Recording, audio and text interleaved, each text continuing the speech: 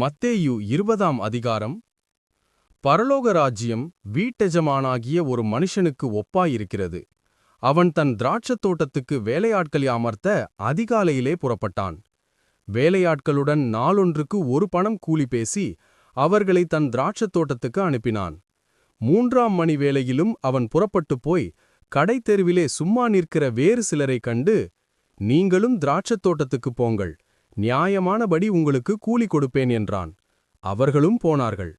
மறுபடியும் 6ஆம் 9ஆம் மணி வேளையிலும் அவன் போய் அப்படியே செய்தான். 11ஆம் மணி வேளையிலும் அவன் போய் சும்மா நிற்கிற வேறு சிலரைக் கண்டு, நீங்கள் பகல் முழுவதும் இங்கே சும்மா நிற்கிறதென்ன என்று கேட்டான். அதற்கு அவர்கள், ஒருவனும் எங்களுக்கு வேலையிடவில்லை என்றார்கள். அவன் அவர்களை நோக்கி, நீங்களும் திராட்சத் தோட்டத்துக்குப் போங்கள், நியாயமானபடி கூலி பெற்றுக்கொள்வீர்கள் என்றான். சாயங்காலத்தில் திராட்சத் தோட்டத்துக்கு எஜமான் தன் காரியக்காரனை நோக்கி, நீ வேலையாட்களை அழைத்து பிந்தி வந்தவர்கள் தொடங்கி முந்தி வந்தவர்கள் வரைக்கும் அவர்களுக்கு கூலி கொடு என்றான். அப்பொழுது 11ஆம் மணி வேளையில் வேலை அமர்த்தப்பட்டவர்கள் வந்து ஆளுக்கு ஒவ்வொரு பணம் வாங்கினார்கள். முந்தி அமர்த்தப்பட்டவர்கள் வந்து தங்களுக்கு அதிக கூலி கிடைக்கும் என்று எண்ணினார்கள். அவர்களும் ஆளுக்கு ஒவ்வொரு பணம் வாங்கினார்கள். வாங்கிக் கொண்டு வீட்டெஜமானை நோக்கி, பிந்தி வந்தவர்களாகிய இவர்கள் 1 மணி நேரம் மாத்திரம் வேலை செய்தார்கள். பகலின் கஷ்டத்தையும் வெயிலின் உஷ்ணத்தையும் சகித்த எங்களுக்கு இவர்களை சமமாக்கினீரே என்று முறுமுறுத்தார்கள். அவர்களில் ஒருவனுக்கு அவன் பிரதியுத்தரமாக, சிநேகிதனே, நான் உனக்கு அநியாயம் செய்யவில்லை. நீ என்னிடத்தில் 1 பணத்துக்கு சம்மதிக்கவில்லையா?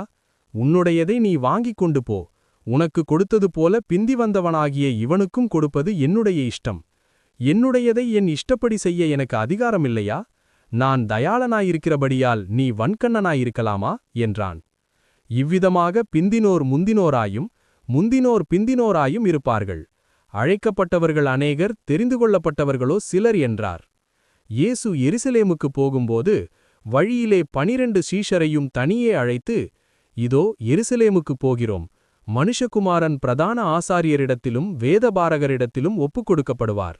அவர்கள் அவரை மரண ஆக்கினைக்குள்ளாக தீர்த்து அவரை பரியாசம் பண்ணவும் வாரினால் அடிக்கவும் சிலுவையில் அறையவும் புறஜாதியாரிடத்தில் ஒப்புக்கொடுப்பார்கள். ஆகிலும் 3ஆம் நாளிலே உயிரோட எழுந்திருப்பார் என்றார். அப்பொழுது செபதேயுவின் குமாரருடைய தாய் அவரிடத்தில் வந்து அவரை பணிந்துகொண்டு, உம்மிடத்தில் ஒரு விண்ணப்பம் பண்ண வேண்டும் என்றாள். அவர் அவளை நோக்கி, உனக்கு என்ன வேண்டும் என்று கேட்டார். அதற்கு அவள், உம்முடைய ராஜ்யத்திலே என் குமாரராகிய 2 பேரில் ஒருவன் உமது வலது பாரிசத்திலும் ஒருவன் உமது இடது பாரிசத்திலும் உட்கார்ந்திருக்கும்படி அருள் செய்ய வேண்டும் என்றாள். இயேசு பிரதியுத்தரமாக, நீங்கள் கேட்டுக்கொள்ளுகிறது இன்னது என்று உங்களுக்கு தெரியவில்லை. நான் குடிக்கும் பாத்திரத்தில் நீங்கள் குடிக்கவும் நான் பெறும் ஸ்நானத்தை நீங்கள் பெறவும் கூடுமா என்றார். அதற்கு அவர்கள் கூடும் என்றார்கள்.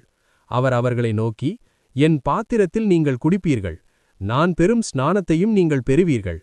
ஆனாலும் என் வலது பாரிசத்திலும் இடது பாரிசத்திலும் உட்கார்ந்திருக்கும்படி என் பிதாவினால் ஆயத்தம் பண்ணப்பட்டிருக்கிறதோ அவர்களுக்கேயல்லாமல் மற்றொருவருக்கும் அதை அருளுவது என் காரியமல்ல என்றார். மற்ற 10 பேரும் அதை கேட்டு அந்த 2 சகோதரர் பேரிலும் எரிச்சலானார்கள்.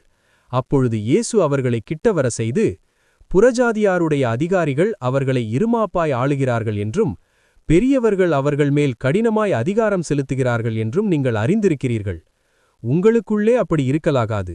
உங்களில் எவனாகிலும் பெரியவனாயிருக்க விரும்பினால் அவன் உங்களுக்கு பணிவிடைக்காரனாயிருக்க கடவன். உங்களில் எவனாகிலும் முதன்மையானவனாயிருக்க விரும்பினால் அவன் உங்களுக்கு ஊழியக்காரனாயிருக்க கடவன். அப்படியே மனுஷகுமாரனும் ஊழியம் கொள்ளும்படி வராமல் ஊழியம் செய்யவும் அநேகரை மீட்கும் பொருளாக தம்முடைய ஜீவனை கொடுக்கவும் வந்தார் என்றார். அவர்கள் எரிகோவிலிருந்து புறப்பட்டு போகையில் திரளான ஜனங்கள் அவருக்கு பின் சென்றார்கள். அப்பொழுது வழியருகே உட்கார்ந்திருந்த 2 குருடர் இயேசு அவ்வழியே வருகிறார் என்று கேள்விப்பட்டு, ஆண்டவரே, தாவீதின் குமாரனே, எங்களுக்கு இரங்கும் என்று கூப்பிட்டார்கள்.